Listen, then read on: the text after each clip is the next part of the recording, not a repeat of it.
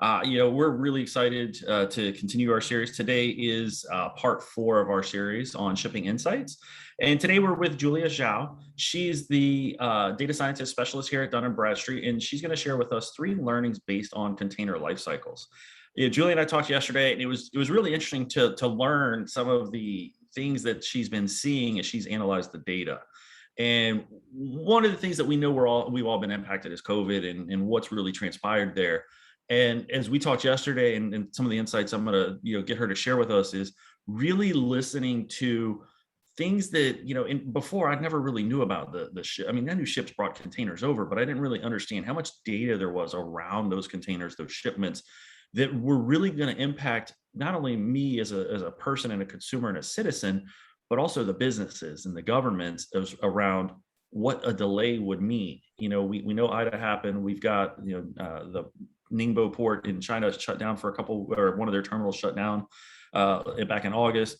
And that's really produced this real big backlog in ships on the West Coast. You've got over 50 ships still waiting to be processed over in Los Angeles and Long Beach right now. And that impact in, whether it's, me as a consumer or to revenue, to a business or to a government agency, as far as tax-based in your purchasing and when you can expect goods, has some dramatic impacts. And so Julia's here to shed some light on some of those. Julia, I think we talked yesterday, and I think one of the things that was really interesting to me is this concept of a container shortage. And I was surprised that there would be a shortage of them, because I figured that we had enough, and we've never had this shortage before. Talk to me about what this container shortage is, and what are the impacts that the world is seeing from those. Okay. Hi, thanks, Brian. Good morning, everyone. I'm glad to share some insights I have seen from the shipping data and DNB. So the first lessons I actually want to talk about is the imbalance of global trade and port level. It is the heart of why that the Brian talk about that we're saying container crisis. So we start with what happens at port level about the imbalance of global trade. So we all know that the global trade imbalance exists at country level. However, until I start writing some port performance report, I noticed that this kind of imbalance actually is even severe at port level. So for example, in US, the port in Los Angeles, Long Beach, New York, Boston, they all have around 80% or even more than 80% of their total shipments are imports. And the similar pattern can be found in other countries as well. So for example, Vancouver in Canada, Sydney in Australia, Tokyo in Japan, they all have more than 80% of their total shipments are imports. And on the other side, for some ports in Asia countries, the trade imbalance is another way around. So Shanghai, Ningbo, Xiamen, those ports in China, they have even more than 90% of their total shipments are exports.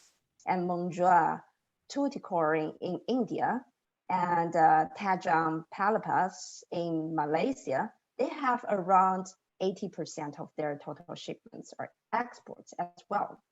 But fortunately, the severe trade imbalance is not everywhere. So some ports do have better trade balance. So for example, the Hamburg in Germany, Rotterdam in Netherlands, Singapore City in Singapore, they all have like half and half exports and imports in their total shipments. So yeah, so you may ask if this this trade imbalance exists in the same country. I will say yes. So look, if we look back in US again, so in the southern US, Miami port has 85% of their total shipments are imports. But for Houston, it's 63%. And for New Orleans, it's 41%. So that means this severe import-oriented pattern is not for every port in US. So some ports do have better trade balance, and some ports have even export-oriented pattern, just like New Orleans. So Julie, as you talk about that, I think the imbalance really that we're referring to is you have these ports, that are heavily import or export. And because of that, I know we're going to talk about shipping containers in a little bit, but really the impact is what? That, okay, so if I'm importing a lot of stuff, I'm bringing the goods in, I unload the containers, and the containers are empty because I don't have a lot of stuff to send out. But I've got to move those containers somewhere, correct? Is that essentially what Yes. happens? And then I've got to figure out where to move them. Yes. All right, so if we're doing, but if you're going to do that, doesn't that then start to introduce an extra delay versus having, because if you're more balanced, it's like, I got a container, I empty it, here's the stuff to put in it, and off it goes to wherever. But now it's like if Miami's importing 85%, unloads the containers, it can only fill 15 of those out. They've got 70% of the containers are just sitting there empty. What do they do with that, and where does that, how does that impact that trade cycle, that imbalance?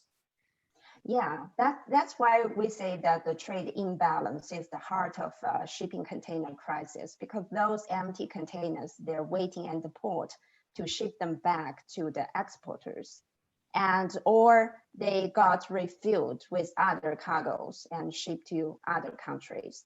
So the pandemic actually escalated this existing trade imbalance. Since July last year, the demand for commodities such as medical equipment, home office supplies, and computer equipment has forced the supply chains to import many products and materials from China or other Asia export-oriented countries to fulfill consumer needs. It is estimated that there are around more than 170 million shipping containers across the globe. So used to 170 million? Yeah, 170 million. Yeah. Wow. Okay, that's a lot. Yeah, you used to transport around 90% of the world's goods. So yeah, the impact of COVID-19 have left global shipping lines with backlogs, delays due to labor shortages, reduced the capacity in logistics systems, congestions in ports, as well as quarantine the cargo. So this means China and some other Asia countries, they don't have enough available containers to meet the demand. So okay. yeah, well, that's interesting. So go ahead. Yeah, China exports approximately 3 containers for every 1 imported, and the average container turnaround time have ballooned to 100 days from 60 days previously. Because this imbalance is causing that inflation and everything. And I guess that starts to become really worrisome for whether you're a business or a government agency looking at what's your revenue or your tax income, and or if you're placing an order for something and you're expecting it to be here in the traditional 60, but now it's 100. I think one of the things that we've talked about in the previous sessions was connecting the shipping data that you're seeing and this imbalance data. I guess we could tie that back to the companies that are being the most impacted by that, correct? Because we can, like the containers, they have a number on it that we use to look up in our data cloud to marry. Okay, look, here's the delays. Here's who's being impacted by those empty containers the most, correct? Yes. And this will impact their cost a lot. So this cost, the shipping cost, skyrocket to more than 4 times the normal. So I can share some figures here. Actually, I was going to say, we talked about that yesterday. You talked about, because now all of a sudden, let's say the 170 million containers in the world, now a lot of the ships that are going from port to port are actually shipping empty containers, correct? Yes. And now, go ahead. Yeah, so I think before the pandemic, the empty containers, they will be refilled. They will be waiting at the port until they got refilled by other materials or cargoes and shipped to the next destination. But now, because the exported oriented countries, they need those containers badly. So actually they pay premium rate to get those empty containers just shipped back to those countries as fast as possible. Yeah, and we talked about this yesterday, and the numbers you gave were just staggering to me. And I guess we talked about prices of containers. They were what, $2,000 2 years ago, and talk about what those prices are now. And let's talk about the impact of that price going up so much. So, 2002 years ago, where are we today? Yeah, so the price of a 40-foot container from Asia to Northern Europe was $2,000 last year. And this year, it soared to $9,000 in March. And the average price of from the 8 major east-west routes soared to $9,613 in August. And the highest price I have seen, that's from the Shanghai to Rotterdam route. It surged to $13,698 in August. So you can see. Yeah, that's yeah. And you also gave me a fact about sales are being, because of this shortage of container, the real impact is an impact on sales that are happening. How much of an impact did you say that was? So from the director of agriculture transportation quotation, he said a survey of members in the fall showed that 22% of sales were lost because of the container shortage. Simply, they can't get cargo overseas. Yeah, and that's really bad, because I mean, I guess if you're losing sales now, if I'm a government agency, I have to start worrying about several things. And so whether I'm a company, whether I'm an agency, I'm going to be indirectly impacted by this one of two ways. I have businesses that are relying on this import-export process to happen efficiently at a cost that they can sustain and handle. So to have this, massive increase in the shipping adds a huge burden to me, and from a cost perspective, because one way or the other, whether I'm the direct consumer or not, I'm paying for that extra shipping, correct? I mean, they're just going to pass that cost on to whoever's buying from them, correct? Yeah. Okay. And then if that's the case, I have to start looking at what businesses are at risk, because if all of a sudden they were paying $2,000, now they're paying, $9,600 times X, that just is extra cost. So more of my small, medium businesses will become at risk because of this cost. And the companies that are doing more, I'm a manufacturer, I need to export, it's costing them to buy these empty containers to be able to ship their goods and load them up to push them to wherever they need to go.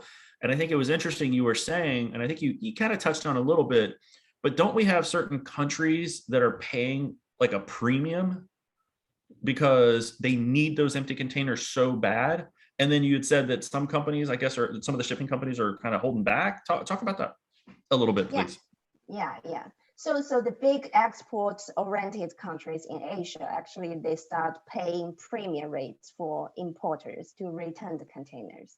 They make it more profitable to send the empty boxes rather than refilling them. So this is clearly a growing problem, because shipping lines are refusing outbound bookings because they want to expedite return the containers to the Far East because of the higher profitability. So while many small and medium shippers are being sacrificed from this. Yeah, that's unfortunate. And then we also were talking about the labor shortage that was impacting this as well, and how that you also have a problem where, because now you're starting, it seems like we're getting into this point where it's making it harder to predict what's happening and what's going to happen, because now all of a sudden you got a container in, you emptied it, you took the stuff that was waiting to go out, you loaded it up, and then away you went. But now with these delays, you're not really sure when shipments are coming in, what the bottlenecking is going to impact is going to be. And then with COVID, all the people, the labor shortage and all, as things try to get back to normal, get back to that more balanced state, it's harder because the people and the resources are not there to facilitate the offloading or reloading of the containers to get them back out moving. You're seeing that as well, I believe, correct? Yes. Actually, this labor shortage is another reason why we got delays. So in US, we have 10 million positions opening now, but we only have 9 million labor to support or to supply. So there is a gap there. So the suggestions for the retailers will be they should start hiring now if they want to move their goods quickly from ports to stores to customers' homes. It will be hard if they're not fully staffed. Oh, okay. So basically, the labor shortages. Yeah, we've been talking about. I've been joking with the audience over the last several weeks that get your Christmas shopping done now, because come the holiday season, who knows how much will actually be on the shelves. And if we're short, I mean, you basically said we have a 10% labor shortage in the distribution of goods through the supply chain. So that's important. And earlier, as I think about that, the labor shortage, those additional costs. I'm an agency, and I need to look at my supply chain. One of the things that we look at is this desire, especially on the government's behalf, to really diversify the supply chain, because we're so reliant on one or two providers. It makes the impacts and disruptions like a COVID, like an Ida or whatnot, much more magnified, if you will, to the point that it really has a huge impact on us from being able to produce. I mean, I've been trying to wait for a dishwasher and a microwave for the last 3 months now, and every time I get an update, it's always delayed. And I know it's because the COVID piece, the shipping piece, the chips, we can't get enough chips to manufacture the pieces. So all these delays that are being introduced by the empty containers and the shortfall is just continuing to push out.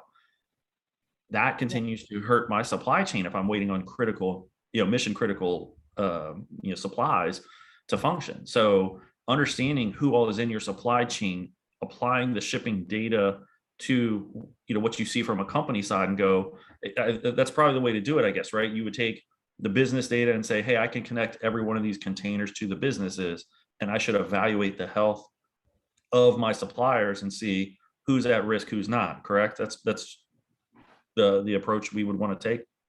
Yes. Okay. And also the retailers, their needs, because those labor, they're new hirings, they may don't have the skill they need. So they need to prepare a time to train them as a skillsman. Oh, okay. Yeah, that's a great point. All right. So here's the big question. If I'm listening to what you're saying, costs have gone from $2,000 to $9,600. That's 400% almost. On top of that, you've got the shortfall. When do we start getting back to a more balanced trade situation where it's closer to maybe, it's probably never going to be 50-50, but 60-40, 55-45, something like that, versus 85-15, like in Miami? How long is this going to last? That's difficult to say, but I think most analysts or data scientists, that they, from their experience, when they look in data, they expect this crisis will continue through the end of 2021 and probably continue with the first half of 2022 as well. Okay, got it. All right. For the attendees, just a reminder, there's the Q&A pod at the bottom there. Please drop a question in there. We'll get Julia to answer that for you. All right. So Julia, we promised everybody 3. We've given them 2. That the container shortage there's a container shortage that has been created from this imbalance of trade, because we have so many ports that are now not doing 50-50, but they're like 80-20, and they've got a lot of either empty containers or a lot of stuff waiting to be shipped out, and because they can't get the empty ones. We've talked about the container prices going through the roof over the last few months now, since from the beginning of COVID to August. You're from $2,000 to almost $10,000, so 5x, and that's passing on a lot of extra expenses to the business, and really potentially putting those at risk, which in turn would put revenue from taxes and everything at risk as well, and potentially make your workforce and economic development efforts much more difficult. And then the third one was really interesting to me, because I guess I kind of always knew it. I travel a lot for business, and the only thing I really care about is what's above the floor, because that's where I sit. I don't really, and I know the luggage goes beneath it, but there's actually a lot of cargo that gets moved by air. And I didn't really realize until you had told me that the maritime shipping had a different, I think you had said that it has a different system than what they were using to ship air cargo. And can you talk to us about some of these new efforts that are underway? I think you said they were mostly being led starting in Asia around integrating the air shipping and the maritime shipping and what some of those benefits are going to be for us. Yeah. So the third lesson is actually the integration between the port and airport terminals and their transport chains that took place in recent years. Conventionally, port and airport are now considered to be integrated since they service different supply chains, usually high value goods for air transport and bulk commodities for the maritime transport. So maritime transport and air cargo were typically incompatible and their operations were planned separately. Their location only coincided because they both service large metropolitan markets and need to be well connected to road transport system. So from overshipping data, we see that more and more ports in China, such as Shanghai, Xiamen, Tianjin, Shantou, Nanjing, they all proceeded with the integration of port and airport. Some of them start this integration just after the pandemic. It's actually began from this year for some of the ports, and some of the ports already started that a year ago. And if we look at the example, so for the Xiamen port as an example, the integration helped them shorten the shipping time by 2 to 5 days in their Xiamen to Los Angeles route, and 7 to 10 days in their Xiamen to New York route.